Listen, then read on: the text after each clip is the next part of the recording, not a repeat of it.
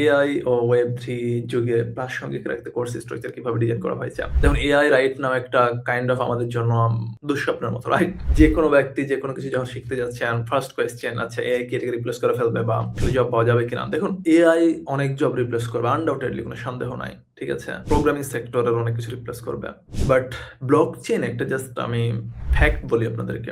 So far যতটুকু blockchain আমরা পাচ্ছি বা আমরা ইউজ করতেছি mostly directly or indirectly connected to finance. Okay? So একটু জাস্ট মনোযোগ দিয়ে বোঝার ট্রাই করুন। সো মনে করুন আপনি একটা অ্যাপ্লিকেশন বানালেন। এই অ্যাপটাতে যদি একটা সিঙ্গেল বাগ থাকে, ইট মিনস এই অ্যাপের থ্রুতে যে আপনি অ্যাপটা বানালেন, এই অ্যাপের থ্রুতে যত ট্রানজাকশন হবে মিলিয়ন মিলিয়ন ডলার, চান্স থাকবে যদি একটা সিঙ্গেল বাগ থাকে পুরো ফান্ড হ্যাক হয়ে যাওয়ার চান্স থাকবে। ঠিক আছে? Web2 এর যে app, I mean out of blockchain যে অ্যাপগুলো, এগুলোতে কিন্তু আমাদের ট্রানজাকশন গুলো হয়ে থাকে off chain. Off chain means হচ্ছে আমি থার্ড পার্টি কোনো একটা পেমেন্ট গেটওয়ে ব্যবহার করেছি। বাট যেগুলো আমাদের ড্যাপ মোস্টলি অন চেইনে সবকিছু হয়ে থাকে। অন চেইনে বা ব্লক চেইনে আমাদের সবকিছু যখন হচ্ছে তখন আপনার যদি কোনো সিঙ্গেল বাগ থাকে দিস মিনস আপনার পুরো ফান্ড গায়েব হয়ে যাবে। আই মিন হ্যাকার হ্যাক করে নিবে। এন্ড আপনি আমাকে জাস্ট একটু বলুন যে মনে করুন আপনি একজন ফাউন্ডার বা আপনি একজন ওনার, আপনি একটা প্রোডাক্ট বিল্ড করতে চাচ্ছেন অন ব্লকচেইন।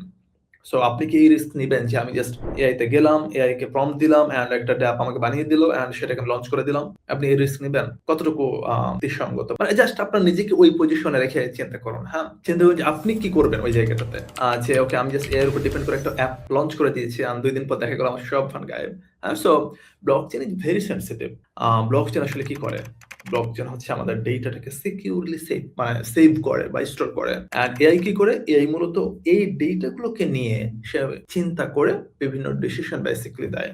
সো এআই এবং Web3 নট সাংঘর্ষিক।